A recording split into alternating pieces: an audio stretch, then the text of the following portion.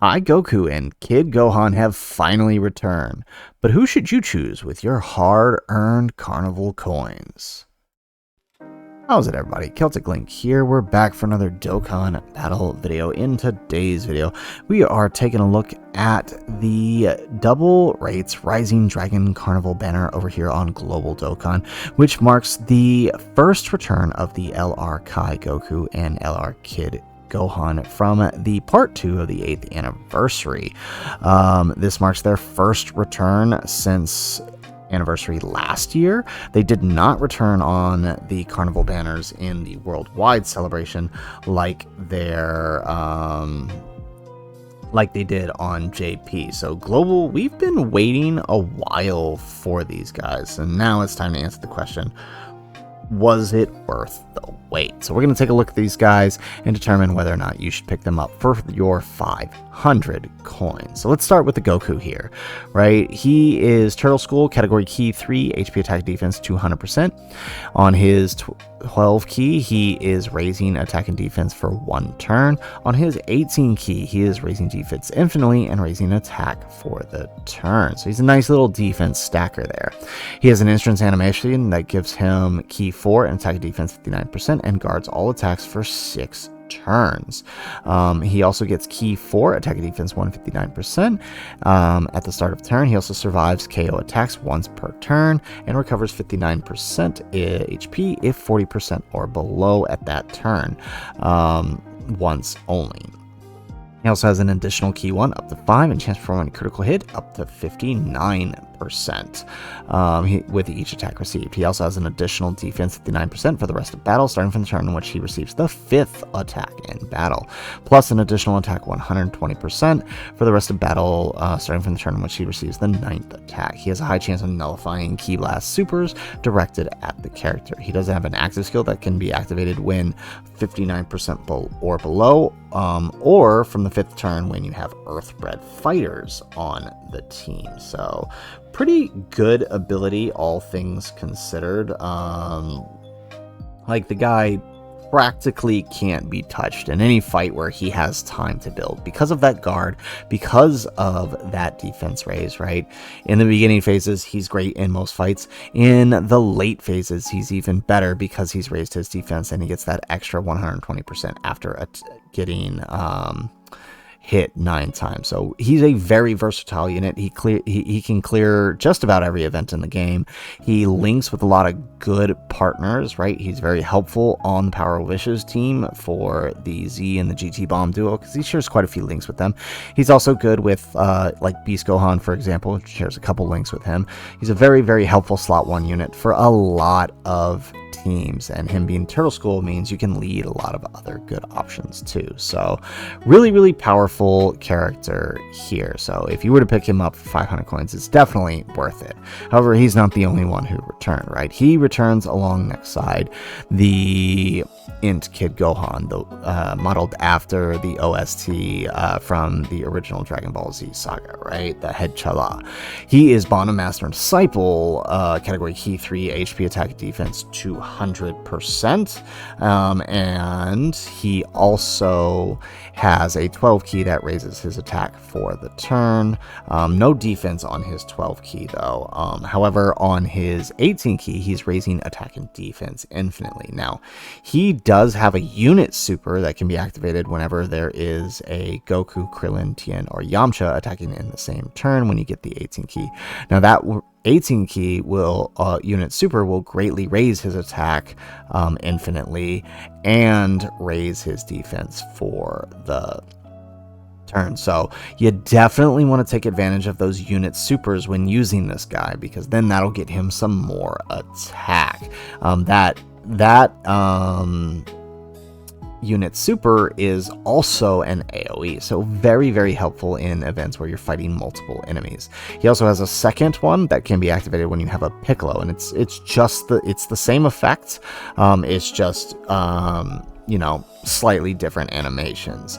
Now, his passive has that entrance animation. It gives him key 4, attack defense 58%. Wouldn't be Gohan without that 58%, right? He launches an additional attack that has a great chance of becoming a super attack for 6 turns from the start of turn. He has key 4, and attack defense 158 at the start of turn, and reduces damage received by 30% from enemies who've been hit by the character. So that's the Jackie Chun effect, right? Which is very, very helpful in a lot of instances. So definitely want to be trying to take advantage of that when you can.